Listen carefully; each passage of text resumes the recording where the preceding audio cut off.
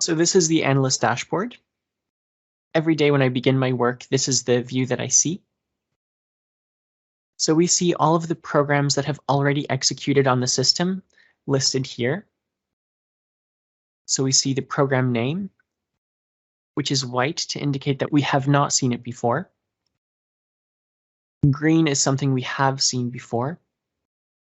And yellow is something that we have to watch more closely.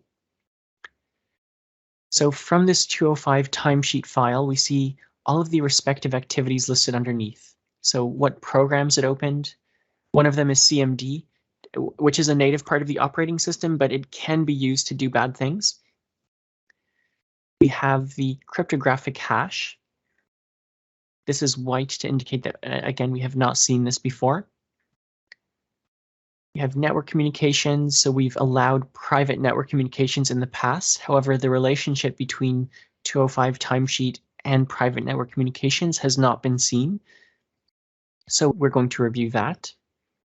And then we have the command lines that are running from the program. So let's go over another example.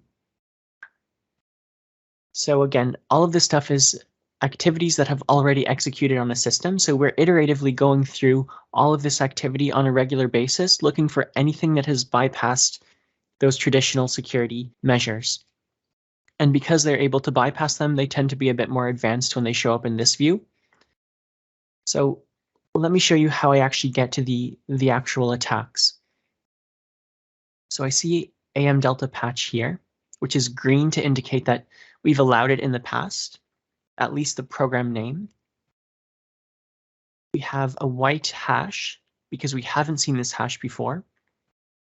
And this is part of our zero trust model. So even if a program name is known, we're still analyzing the new activity that's generated by it. So under this hash, we have our threat intel. So it's here through an integration with VirusTotal. So we have 0 companies which have listed this hash as malicious. And then we also have the Microsoft icon over here to indicate that Microsoft has signed this product as their own. So it's a known program. It's coming in with a new hash. It's from Microsoft. It looks like the command line is running from some kind of software distribution directory. And as the name says, it's a patch. So this is likely an update to a known program. And because it's from Microsoft, I have high confidence that it's not compromised, it's safe. I'm going to click over here and put this on our allow list. And the next 2 programs, they have green hashes. So I've already allowed this program and all of its functions before. So I'm going to go and allow those 2 through. So they look to be patches as well. And all that's left are these 2 programs. One is the timesheet file, one is a ransom file. It's a bit of a suspicious name. And also a red flag to me as an analyst is the fact that this is a timesheet. However, it's in an executable format. So that's a red flag. Also, it's opening CMD, which is yellow because it's something we have to watch more closely, even though it's a native part of the operating system.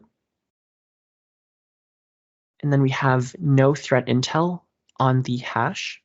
So it just says NA. And the same pattern of activity is occurring for this ransom file.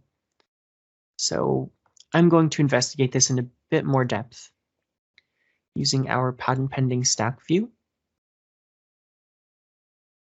So this is just a quick and easy way for me to review a large number of logs in a quick amount of time.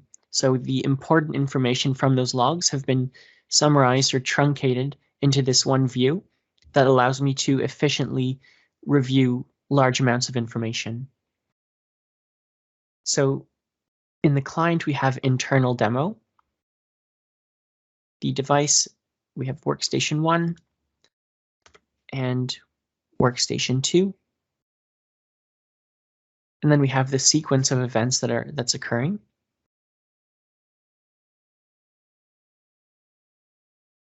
So near the bottom, we have a process creation event happening on workstation 1 with the user Hank. We have the child and parent processes. So we have Explorer as the parent process, which means that Hank has manually clicked something. So Hank has manually clicked the ransom file from this directory, from his desktop. So let's go up in the sequence of events. Nothing interesting there. It's just ransom to ransom. We have a network communication.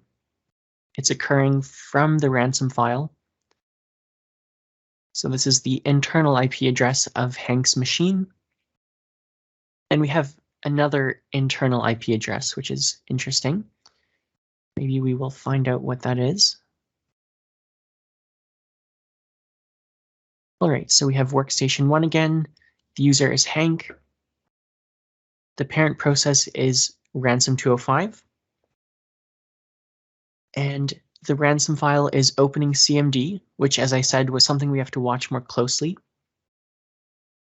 And it's using CMD to copy itself to a shared drive called fait de temps, or timesheet in French. And then it's changing its name to 205 timesheet. So this was the upload to the internal IP that we were seeing. So the ransom file is uploading itself to a shared drive. And at this stage, this clearly looks like an attack to me because so the first device was compromised, and now this malware file is attempting lateral movement by changing its name and uploading itself to a drive that a bunch of people are trying to access to upload their work hours. But they've changed the name to 205 timesheet in order to trick these users into clicking this instead of the actual timesheet. So let's see if anyone actually fell for it. All right, so we have computer name workstation 2. The user is now Julie. And the parent process is Explorer, so Julie manually clicked the 205 timesheet file from the shared drive, unfortunately. So now there have been 2 devices that were compromised. And what I'm going to do is I'll create a ticket to alert you. So in the ticket, what I'll tell you is what's happening, what is the impact on your company,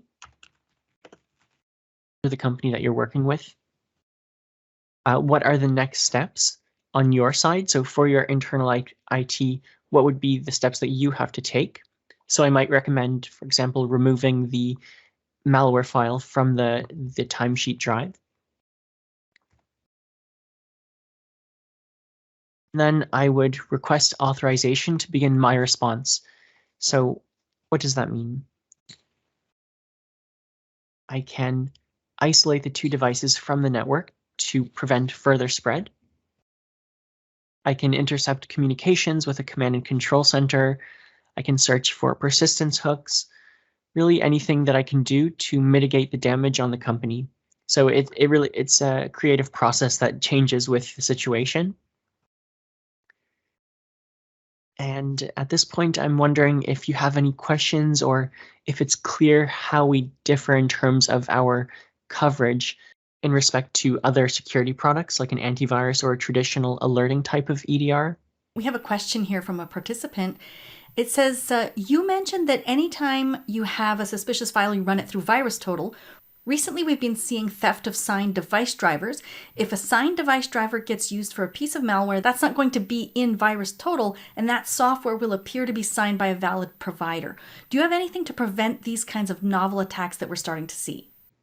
Yes, absolutely. So when I was talking about post-exploitation, what we're seeing here is still at the installation phase. So post-exploitation is really looking at things such as living off the land attacks occurring through PowerShell or CMD cert util that would occur as a result of these signed safe-looking hashes.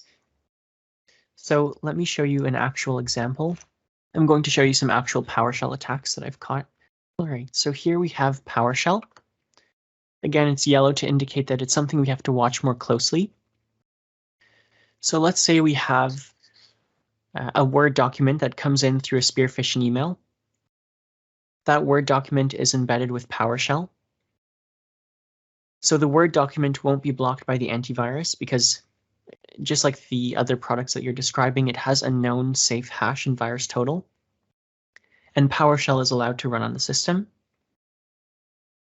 So we would see the PowerShell running from that malware embedded Word document. So this is exactly what we're seeing here. So these are a bunch of living off the land attacks that have occurred. So they use encoded PowerShell. So it's PowerShell running from this directory. They're bypassing the execution policy. And then they're specifying that whatever comes after is an encoded string. So let's go and see what that is. This is something that I ran on my device to teach some of my students how to perform a living off the land attack so then they know how to catch them more easily. So we have an encoded PowerShell command here. Let's say this was a safe file that had a safe hash and virus total. So we might miss that at the first level if we're just seeing the installation. Then we would later catch it at the post-exploitation phase. So what we can do is input it here, which I already did, and we can see what's actually behind the curtain. So this is obfuscated PowerShell. It's a way to bypass the antivirus or traditional alerting systems because they might pick up on, when you reassemble this, it just says super malware. So if it were to say super malware or have a known indicator of compromise in the string, that would trigger a flag on a signature list, or it might trigger an alerting type of software to say, hey, this is definitely bad. But even this invoke expression will start to trigger some traditional types of EDRs that rely on alerts for suspicious strings. So if they see, if their system through AI or some kind of other automatic process will pick up on encoded strings and decode them to check if they're safe. An antivirus would not catch this, but a traditional EDR might with the invoke expression. But now we have even more suspicious and clever, evil ways of bypassing that. So let me show you another one that I've written. So we have the super malware file, which I've added to a few variables. Then I reassemble those variables to basically say echo super malware. And then we have this pipe into this strange string. Let's see what this does. I will share one more screen. All right, so I'm in PowerShell now. So something like this would not be able to be picked up by either a traditional EDR or an antivirus because we don't have the invoke expression written here. We just have this strange command. So PS home. What does this do? So PS home is just the location of the default PowerShell. It's the default location of PowerShell.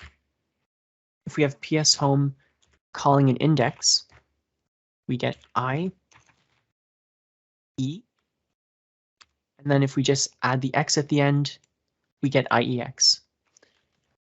So something like that would not be picked up unless you're seeing it from a threat hunting perspective, so actually looking at all of the command lines.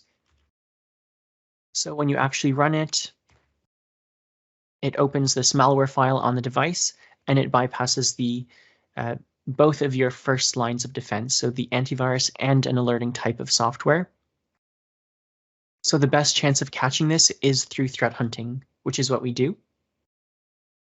So looking at all of that living off the land type of attack coming from PowerShell, coming from CMD, or search util, anything that's native to the system that can be abused to download a malicious file or obfuscate a command line will be used, and we'll be able to catch it because for us, seeing something like an encoded PowerShell or a line like this, it sticks out like a sore thumb. So that's why some of our bigger clients will have us as the last line of defense after their perimeter defenses are breached. We are sure to be able to catch these types of things. And I mean, I can talk at length, but let me give you one statistic. In the 2 years that I've worked here, I've been able to intercept numerous ransomware attacks, and not a single one has gone through to the point where a client has actually had to pay up a ransomware demand, because we catch it at the stage right at the beginning when they're performing their downloads of the stager, not even the ransomware locker. Just to give you a bit more of an idea of where threat hunting came from, it actually has its origins in the military because they recognized that the existing solutions were not covering all of their bases.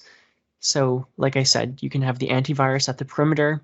You can have an alerting type of EDR, which will look for suspicious strings like PowerShell, invoke expression, download string. Any of these types of things will create an alert for alerting algorithms. So in order to bypass those, you take a roundabout way like this. You pull the IEX from the index and you bypass those things. So unless you are actively looking through all of that activity on a regular basis, you're not going to be able to catch something like that.